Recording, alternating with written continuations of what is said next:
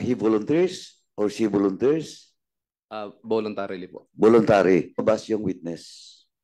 Sometimes October po. October na rin. So that was more than a month after the incident. Yes, sir. Okay. Now, ano ba tong witness natin? He volunteers or she volunteers? Voluntarily po. Voluntary.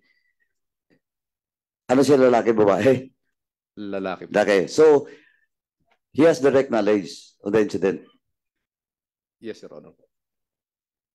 So, nandun siya? Yes, Your Honor po. Nung binaril? Yes, Your Honor. Okay. Hindi nakamask yung ano? Hindi naman nakamask yung gunman?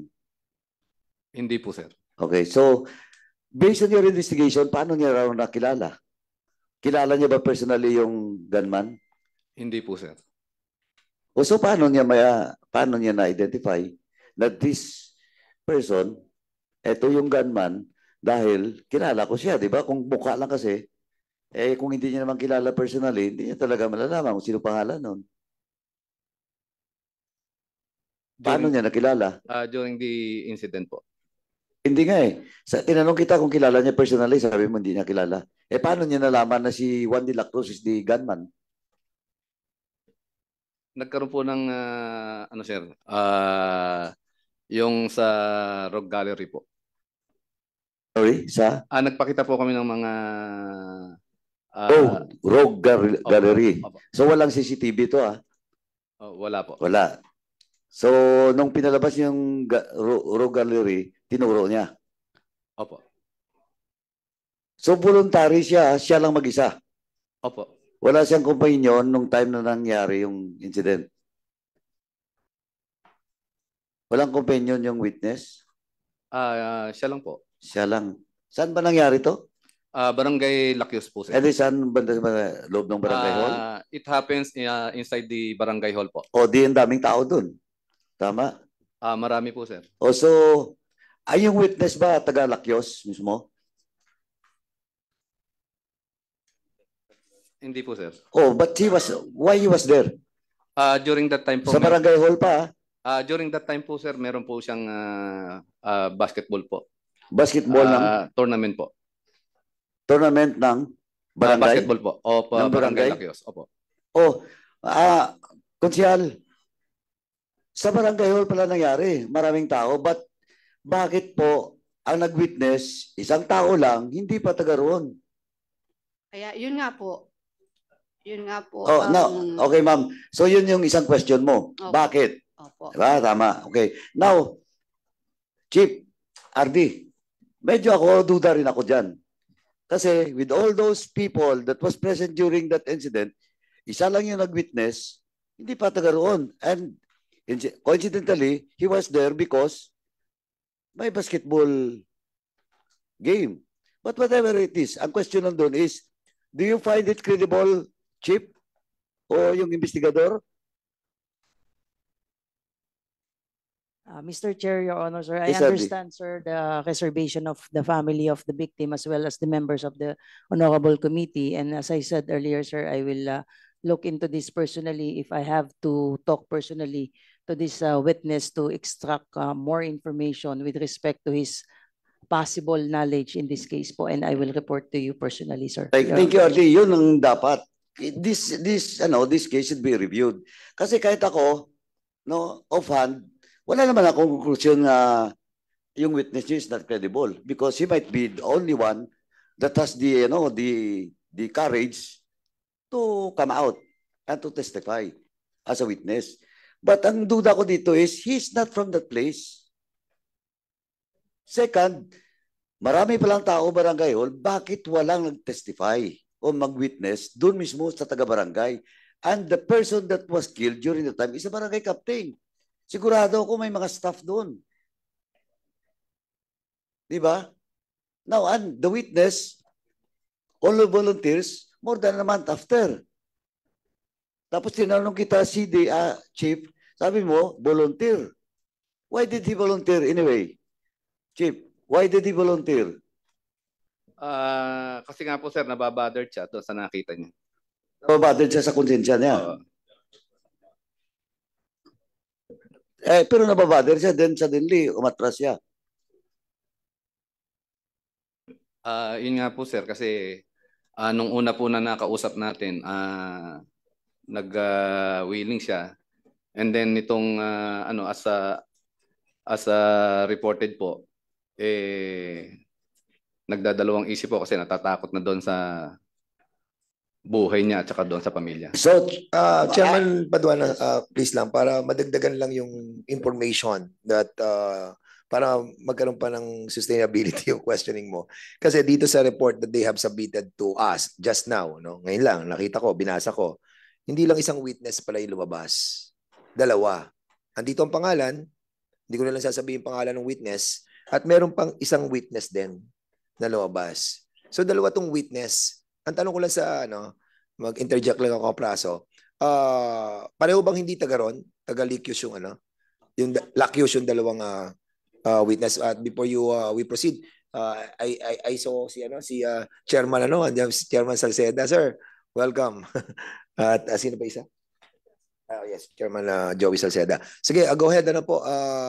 May dalawang witness pala kayo dito. Pareho bang taga ron yung witnesses na nag-appear sa station nyo? Yung isa po, taga ibang barangay. Yung isa, hindi taga ron. Yes, sir po. O yun. You can proceed, Chairman Paduano. For your information lang. thank you, Chairman. Chief, magkakilala ba tong dalawang witness? Kasi tinanong kita kung why isa lang, then incidentally, he was already there, pero hindi siya taga roon, bago may basketball tournament. Now, here comes, doon mismo sa report nyo, dalawa pala. Ang tanong ko lang, Chief, magkakilala ba to, yung dalawang witness? Hindi po, sir. Hindi. Yes, sir. So, sabay ba sila na nag-volunteer? Hindi po, sir. When was that date that the first mentioned witness? Kailan po ba yung first witness na lumutang? Sometimes October po, sir. Hindi, yung isa. November po naman po. So October yung isa, November yung isa. Now, the affidavit that you have offered or shared to Councilor Lumbang was based on the affidavit of the first witness. Both po, sir. Both. So ma'am, kailan mo po natanggap yung Sir, November 19 po. November 19. Session. Okay, so most probably, if you cannot remember, Chief, it's prior to the November 19, yung affidavit ng isa. Yes, opo. Yung letter niyo ba doon kay ma'am, yung papirmahan niyo ba kay ma'am na for the filing the case, naka-attach yung affidavit ng dalawa? Duly attached po, sir. Okay. Ganon din po yung sistema. Through Rogue Gallery din. O kilala niya yung personally? Yung second witness, kilala niya ba personally yung The same po sila. What is the same? Through Rogue Gallery po. Hindi. Pwede namang Rogue Gallery pero kilala ng isa eh. Kasi kabilang barangay lang eh. Yung isa hindi taga-taga roon eh. Kilala ba niya personally yung gunman? Hindi po, sir. Yung second witness mo? Yes, Hindi. sir, opo. What happened to the second witness? It so happened na nagtanong po sa kanya. Nagtanong po. Nagtanong lang po sa kanya. Nagtanong yung gunman? Opo. Okay. Pero, tawag dito, nung insidente, nandun mismo siya. Nakita niya. Wala po siya doon. So that will be only corroborative. Opo. Just in case. Opo. Kasi wala naman siyang direct knowledge talaga doon sa actual na pangyari. Opo, sir. Okay.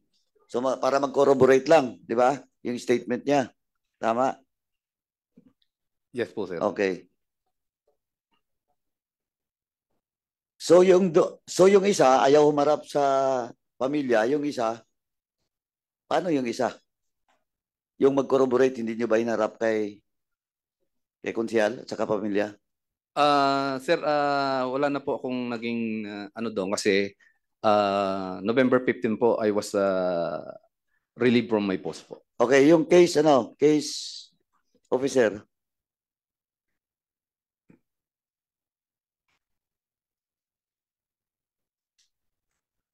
Willing naman po yung second witness po, yung corroborative witness. Oh, ba't hindi nyo hinarap? Ano na ngayon? This Naantay, now, sorry?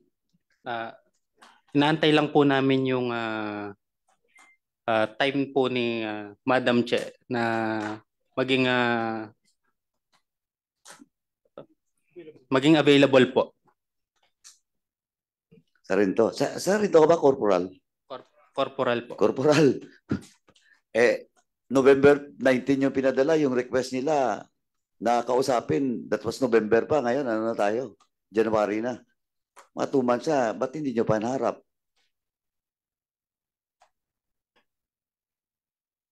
Pag po kasi, sir, kinokontak po namin si Madam Che. Lagi pong busy po siya sa trabaho po. Mr. Chair. Sige, Ah, Mrs. Lumbang, you Opo. are recognized. okay, sir. Sir, wala pong busy dahil alam naman po nila yung every Tuesday session po namin. Ngayon, mayroon pa pong tendency po na nangyayari na kumokontak po sila sa mga kasamahan ko na kung saan sinasabihan po na tulungan mo naman kami para papirma na kay konsehala yung salaysay, yung papel. Dapat po ba yun na kumontak sa ibang mga kasamahan ko para convince sila, para pirmahan ko daw po? Eh di po ba dapat personal ito? Eh kung binigay ko po doon sa tinawagan nila tapos nakita na vulgar, lalo na sinasabihan po sa akin na sa atin muna itong papel, natural, alam ko naman po yun. Pero bakit sila nagtatawag ng mga kasamahan ko para convince ako, para pirmahan ko na itong mga papel? Pero alam naman po nila na every Tuesday, nandun lang po yung office, nag-a-attend po kami ng session. Yun lang, sir. Chairman. Anyway, si RD, bago ka lang RD, di ba? Oh, congratulations. Anyway, kahit bago si RD, nag-commit na si RD. Kasi, PD, chief, yung chief ng Arayat the time, yung chief ngayon ng Arayat nandito rin. Okay, pati yung investigador. Kasi ganito, kung unwilling yung family na mag-file, you can file a case. Di ba? Tama? O bakit hindi nyo ginawa? That's number one. But anyway, nag-commit na as RD committed, nag-commit na si RD that she will review. Now, second, alam nyo ba na kung yung reasoning nyo is the witness natatakot sa buhay nila, parang sinasabi nyo na walang tiwalang tao sa atin, lalo sa kapulisan, for their safety. Di ba? Tama, RD? Kaya nga lumabas para mag-witness, dalawa pa. O, kahit sabihin mo pa yung isa, corroborative lang. Pero it might spark also or encourage some of the witnesses na may direct knowledge doon sa incident kung na-file niyo yung kaso. Kasi file of the case, for as long as pumasa, alam niyo naman yan. Hindi nga ako abogado, pero alam niyo yan. Alam ko rin. Pag pumasa sa piskalya, diretso na. And you can produce several witnesses just in case, di ba? Later. Pag may lumutang, di ba? Yun yung yun yung chairman, yun yung medyo may rin ako diyan, may question din ako na, but anyway, as the commitment of the new RD, ni RD Pardo, as of now, Mr. Chairman, ako personally, I can wait to the commitment of General Pardo for further review. Pero timetable lang po, RD. Mga ano kaya to? Kasi it happens August. And it has around mga mga 4 months, 5 months, no? Since August, 5 months, di ba? So RD, yung review na sinasabi natin, na commitment mo, kailan kaya pwede nating at least may substantial na steps na gagawin? Sir, within the day, sir, I will exert effort, sir, to reach out doon po sa possible witness. And sabi ko nga, sir, if I need to personally meet the witness and again ask some questions as to his knowledge with respect to the case of Kap Lumbang, and then within the week, sir, I will personally report to you and to the members of the honorable committee, sir, as to the again, kung possible po ba or at least may merit po ba yung mga information provided by this alleged witness, sir.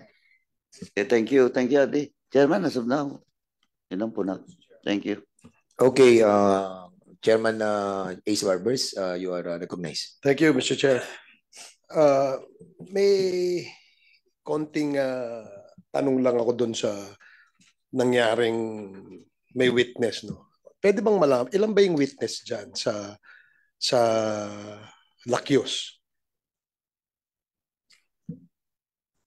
Sir, during that time po, sir, nung sinabi ko po na meron po silang basketball tournament during that day po, marami po. Marami, pero isa lang yung nag-come forward. Yes, opo.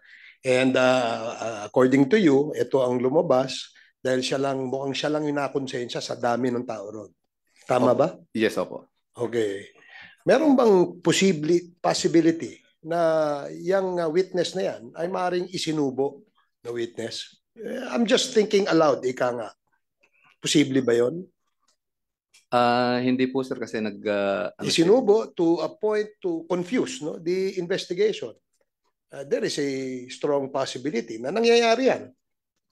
Anong tingin mo? Kasi unang-una, hindi siya tagal dyan sa lugar na yan. Pangalawa ay dayo siya. Pangatlo, sa dami ng taong nandoon, siya lang ang lumutang at nagpakita ng tapang. And according to you, siya ay nakonsensya. Hindi nga tapang dahil nakonsensya Hindi ba? So ngayon, hindi ba naglalaro sa isipan natin na possibly ito ay isang isinubong witness? Meaning, bigay ka ng testimonya mo, ma-confuse yung investigation, mawala doon sa tamang o sa totoong suspect doon sa nangyaring krimen. Is that a possibility? Ito naman po sa based on interview po, sir, hindi naman po. So yan ay hindi, kumbaga malayo sa katotohanan. Ngayon, sa inyong investigation, ano naman ang nakita niyong motibo? Sa sunod-sunod, hindi lang dyan sa Lakyos yan, ba? Yes, opo. Okay, hindi lang sa Arayat yan at doon pa sa ibang lugar. Ano kaya ang possible motive ng pagpatay sa mga barangay officials? Sa inyong investigation, anong lumalabas?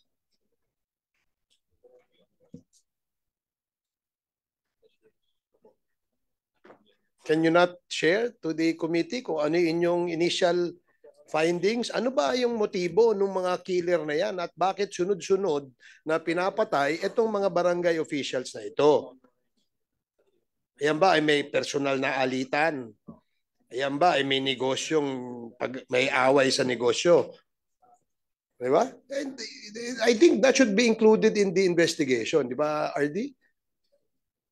I agree, Mr. Chair, Your Honor, sir. Based on the data provided by the provincial director, sir, 4 out of the 6 cases being heard today, sir, is arose from personal grudges, including the case of allegedly, including the case of Kap Lumbang, sir. And based on the data, sir, at least the background of the one of the suspects being named by the said witness is he is a member of Gun for Hire group operating in the province of at least the region of Region 3. Mm-hmm. But then again, sir, as I committed earlier, sir, I will personally look into this, sir, to find out whether or not this said witness was not coerced in any way to come up with a name to implicate in this case, sir. Yeah, okay, that's a good point, RD. No? In fact, kasi interesting to know, no? Dapat alam ng investigador yan. Automatic yun. That's a, kumbaga SOP niyo yun. Na unang-una yung siyempre na alam kung ano, may witness ba do sa krimen, 'di ba? Meron bang nakakakilala doon sa suspect? Ano ba yung posibleng motibo? Dapat yun ang ano natin. Kung tatanungin natin siyempre yung pamilya ng biktima, maring they can share some ideas on what could be the possible motive in the commission of this crime. Ngayon, ilan niyang opisyal na namatay sa probinsya ng Pampanga? 7. Doon sa 7 namatay na yon, lahat ba yan personal grudge? Meron bang pattern kayong na-establish na bakit itong 7 ito ay puro barangay officials? Bakit itong 7 ito ay binaril sa harap ng ganyan? The same firearms ba? Ito ba ang suspect ba ay lahat galing sa isang gun for hire na group? RD? Sir, like I said earlier, Mr. Chair, Your Honor, sir, na 4 out of the 6 cases being heard today, sir, are allegedly arose from personal grudges, and 4 might be related to their work as public officials. But the evidence confiscated, at least recovered during the investigation, were already forwarded to forensic group to undergo forensic examination, particularly ballistics and cross-matching, to find out whether these killings is somehow related to one another. And we could also, based on that cross-matching report, sir, we could establish whether the suspect named and identified in these cases are came from one and the same group, sir. But as far as the data provided to me, sir, is only one case, particularly the case of Hipolito, sir, that there are indication that the suspect, at least majority of the suspects who remains at large as of this time, have military background. So this is a information that should be further reviewed and considered, considering that the alleged perpetrators have military backgrounds, and we don't want to presume that their military background are being used to perpetrate this crime, sir. Could a possible motive be politika, RD, base sa inyong impormasyon? Sir, we cannot discount the possibility that these killings are all politically motivated. That is precisely the reason why I already directed the provincial director to dig deeper into these cases to find out that it's easy for them to say that personal grudges are the motives behind these killings, but we have to look into consideration whether these killings are all politically motivated, sir, because we really cannot discount this possibility, sir. Oh, kasi I don't know, sa aking opinion, pinaka mabilis na excuse ay yung personal grudge, di ba? Kasi napakadali nating sabihin, ay kasi may kaaway yan, personal grudge yan. But as you said, no, if you dig deeper, you'll be able to establish more possible motives. No? In this case, bakit ba opisyal ng barangay ito? They are politicians. So probably, there's a big possibility that this is politically motivated. Kung work-related naman, ano ba yung work ng barangay captain that would probably be a reason for them to be killed? Ano ba naman ang trabaho ng barangay kapitan? Ang barangay kapitan ba ay pwedeng mangipit ng mga negosyante doon sa lugar? So I guess, no, as you said, kung titingnan ng mas malaliman, ma-establish nating mabuti. Ang nakapagtaka kasi RD and PD, August pa yan nangyari. No? Hindi naman kayo magiging opisyal kung hindi kayo magagaling na investigador. Diba? I would probably understand a corporal or a PO, ano ba yung isa? PO3? O PO1. Dahil yung experience yan ay hindi pa malawak. No? Pero sa inyo, alam nyo na yan eh. Yun nga, pag may nabaril, dun sa lugar na yun, alam nyo na kaagad.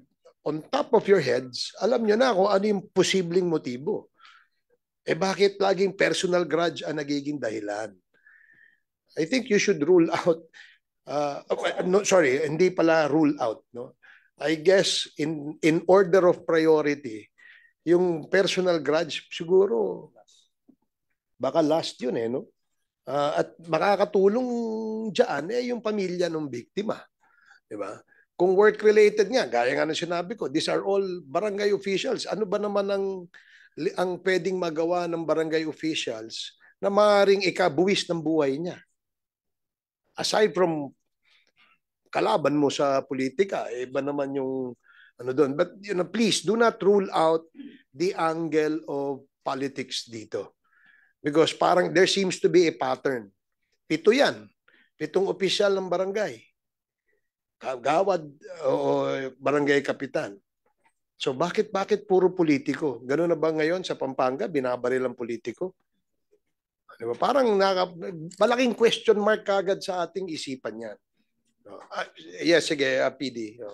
Your Honor, Mr. Chair, with regards to the 6 EGO, sir, dito sir sa case ni Lorenzana Liang, sir, medyo na-establish po natin yung possible motive niya is yung business, sir, parking business of the suspect. Considering, sir, na nalabasan po natin ng warrant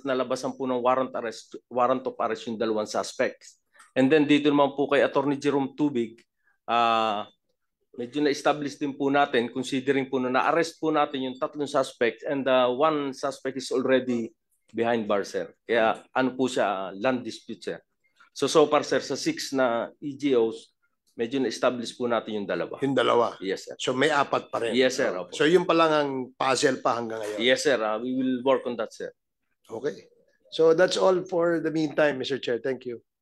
Okay, Mr. Chairman Chair, Acop, you are now recognized. ang pinag-usapan lang po natin ay yung kaso po ni late Barangay Captain Mel Lumbang of Barangay Lactios, Arayat. Tama po. Sino po ang investigator on case?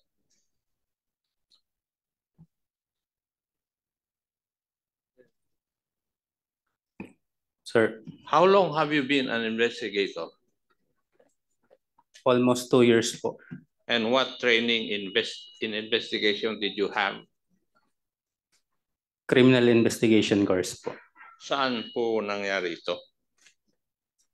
Nueva Ecija, PPO po. Nueva Ecija. Okay. Saan po pinatay si former Barangay Captain Mel Lumbang? Sa loob po ng lumang barangay hall po nila sa Lactios, Arayat, Pampanga po. Sa loob ng barangay hall? Mismong sa loob ng opisina niya? Sa terrace po. Terrace? Ng barangay hall? Yes po. Yes. Ano po yung firearms na ginamit? M16 rifle po. Yes. And therefore, meron pong nahulog na mga basyo ng bala. Yes, Mr. Chair. At may nakuha rin siguro na bullet heads ng M16. Tama? Fired cartridge lang po. Wala yung bullet head sa katawan ni Juan?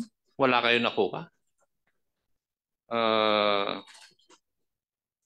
Doon sa katawan ni the late Barangay Captain, yung slugs?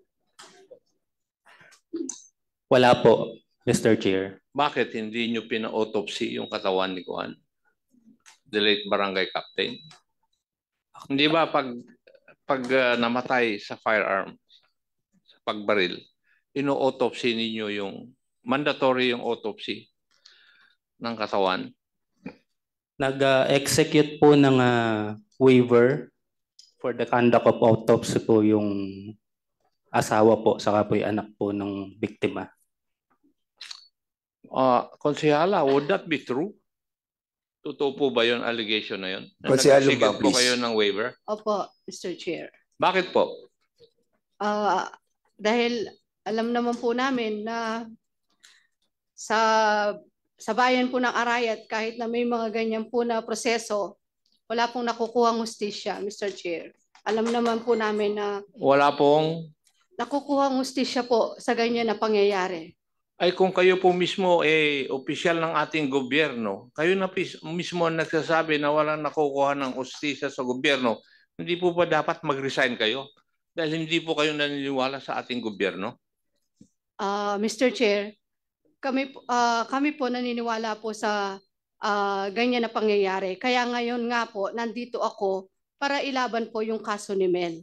Kasi Pero para ipaalam ko po sa inyo, Konsyala, importante po na makuha ng kapulisan yung cartridge at saka yung slug ng bala para ma-identify kung ano talaga yung baril na ginamit doon sa pagpatay sa inyong nasirang asawa. Kaya ganun po yung aking pagtatanong dahil yun po yung talagang protocol na pag-iimbestiga po sa kasong mga ganito. Kung kayo po mismo hindi naniniwala na kayo po ay makakakamit ng hustisya, bakit po kayo nandito ngayong araw na ito? Ang tagal na po na nangyari no 1 taon. Di po ba? Paano ngayon magkakaroon ng ebidensya ng pulis na kung makuha yung gunman at saka yung baril na ginamit, paano mapapatunayan ng kapulisan na yung baril na yun ay yung baril na ginamit sa pagpatay sa inyong nasirang asawa? Di po ba? Opo, Mr. Chair, lalo na po kami, ngayon lang po nangyari sa amin yung ganitong pangyayari. Hindi po na-explica sa amin ng kapulisan na importante yung kanilang gagawing autopsy sa kanya dahil sa oras po na yon talagang wala po kami sa aming pag-iisip para makapaggawa po ng desisyon, Mr. Chair. Thank you. Decision po ninyo yon. Hindi naman natin may babalik pa yung nakaraan.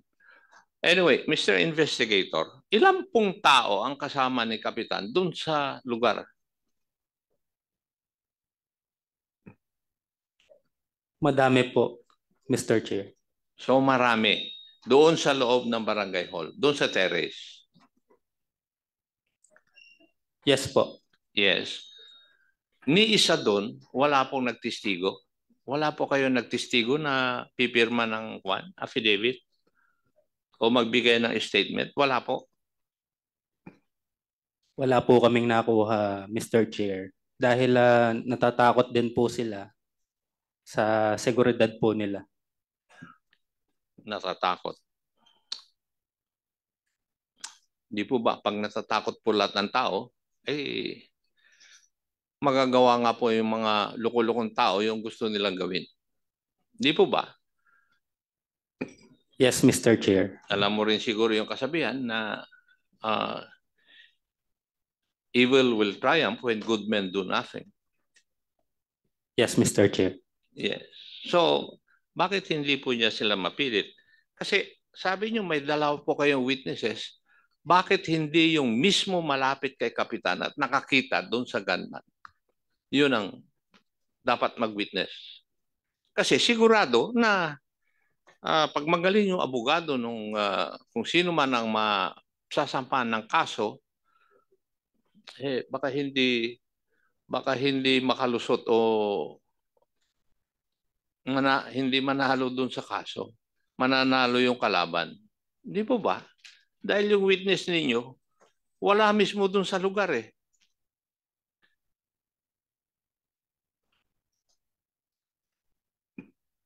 Gumawa po kami ng mga paraan, Mr. Chair, na kumbinsihin yung mga tao na possible na nakakita. But isa po sa kanila wala pong gusto or wala pong willing mag-testify, Mr. Chair. Okay. Now, ano po ba yung pinapipirmahan nyo doon kay Konsehala? Yung affidavit po niya, complaint affidavit po niya. Affidavit. Yes, Mr. Complaint. Chair. Okay. So, ayaw ni Konsehala na mag-complain. Ganun po ba ang ibig nyo sabihin? Ayaw niyang pirmahan yung affidavit complaint? In fact, Mr. Chair, Hindi, sagutin mo muna ako, Iho. Ayaw ba niya talaga? di ko po alam sa kanya, Mr. Chair. Konsehala, bakit ayaw niyo magreklamo? Gusto po namin, Mr. Chair. Ang ano lang po namin, kagaya po ng sinabi ko kanina, nung pong inabot sa akin nga po itong papel at pinapipirma, sabi ko nga po, babasahin ko, hingi ako ng copy. Binigyan po nila ako. Tapos nung po nakita ko may mga tao, may mga picture, may nakita po ako na witness na daw po ito, yun po yung hininga ko sa kanila na kung pwede ko po siyang makausap para dito sa mga salaysay po niya. Dahil dito po sa nakasaad dito sa salaysay ko na pipirmahan, ako po'y kumukonforme dun sa mga salaysay po ng witness. Kaya bago po ako magpirma, yun po yung hiniling ko sa kanila na kung pwede ko po siyang makausap para dito sa mga salaysay po niya na binitiwan dito sa papeles, Mr. Chair. Mr. Investigator, tama po ba yung sinabi ni Konsyala? Tama po, Mr. Chair. Bakit kailangan niyang i-confirm yung statement ng mga witnesses? Hindi naman niya kasama yung witnesses na yon, o hindi naman niya nakita na nandun yung witnesses during the commission of the crime. Bakit? Siguro, Mr. Chair, meron din po siyang agam-agam. Hindi ko tinatanong kung ano man ang nararamdaman ni Konsyala. Ang tinatanong ko, bakit niyo sinama doon sa affidavit complaint yung confirmation niya tungkol doon sa statements ng mga witnesses? Wala pong ganon, Mr. Chair. O sino nagsasabi sa inyong dalawa ngayon ng katotohanan? Dala-dala ko po itong papeles, Mr. Chair. So, di ba affidavit of complaint lang naman yung ang kanyan na si Konsyala ay nagrereklamo laban dun sa mga alleged na pumatay sa kanyang asawa. Yes, Mr. No more, Chair. no less. Hindi Yes, dapat Mr. nyo sinama yung i-confirm niya yung statements ng mga witnesses. It is not supposed to be there sa affidavit of complaint.